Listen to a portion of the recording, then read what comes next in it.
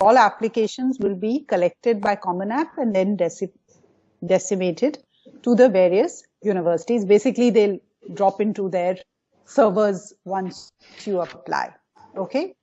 So the good thing about Common App is it's fine for you now, that although the Common App is launched on 1st of August, so if you're already in grade 12, you have to wait till 1st of August, but from last year, you can start the application now and roll over. So when you start the Common App, you have to say, I'm applying for 2019 entry. So they'll know that actually your application will go next year, but you've started on the 2018 application. So that's another good thing that has happened very recently. So I thought I should tell you. First things first, the immediate thing you need to do when you start any, and you all do so many of these apps and things like that, is give your email address.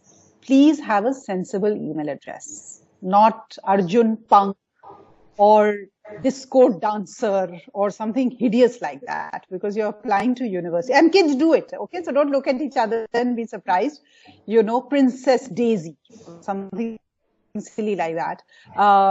Have just your name, simplest one to have. If you can't get your name with a number, and get yourself a sensible email ID.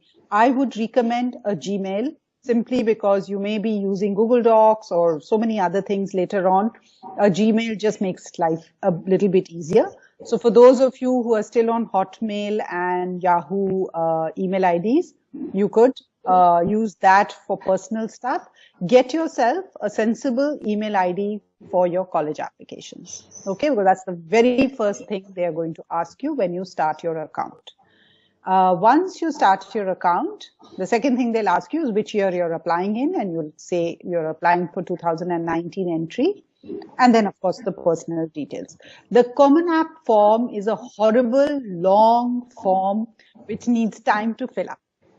Okay. And if any of you have ever applied for a US visa, anything that you do with the US is in full detail. They will ask you which school and college your parents went to, everything under the sun, how many brothers and sisters you have. So it's not just an academic form, it's a personal detail form as well. But it's easy. You just have to have everything in order and keep it all standby. You must have your reports of class 9, 10, 11 with you when you start the form, because you'll be asked to upload your achievements and academic grades and things like that, which will again be collated against your transcript that the school will send. So be careful. Don't ever try and make up things and say you came first in class. The school will say that rank. So you'll get caught. Stick to the truth and fill the form as honestly as possible.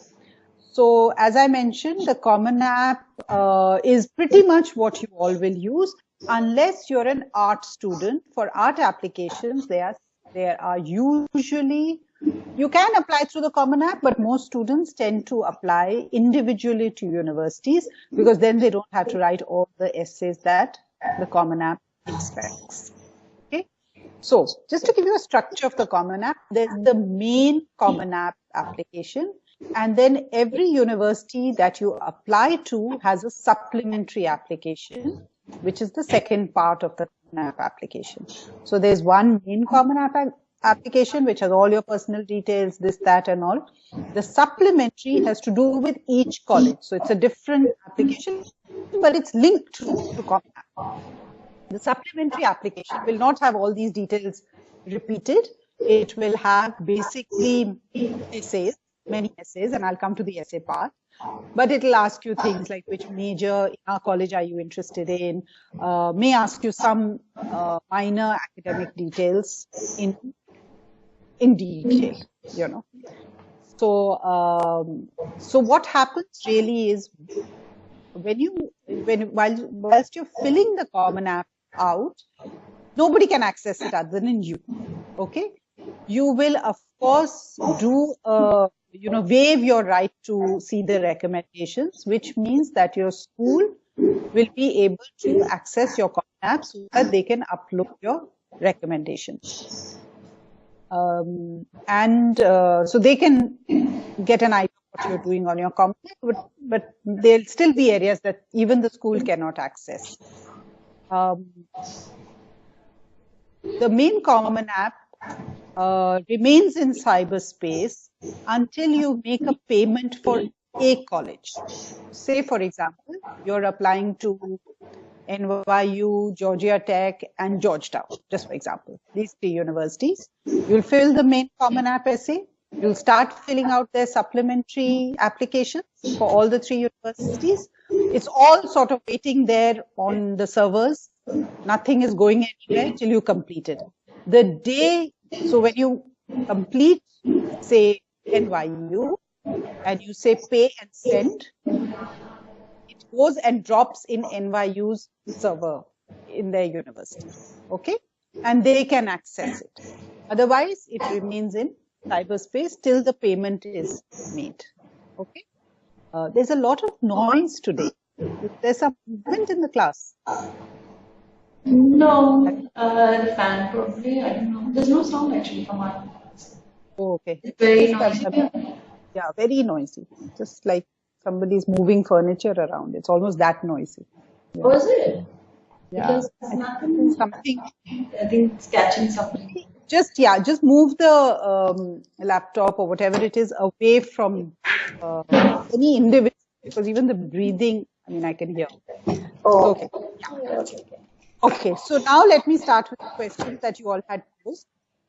So what is the procedure to apply through Common App? As I mentioned, the first thing is you have to start a Common App account, give your email, there will also ask you what school you're applying for. If your school has a CEB code, you'll find your school in the drop-down menu. If it doesn't have a CEB code, which is the Common App code, and I'm sure our company is helping you get a CEB code, then you can even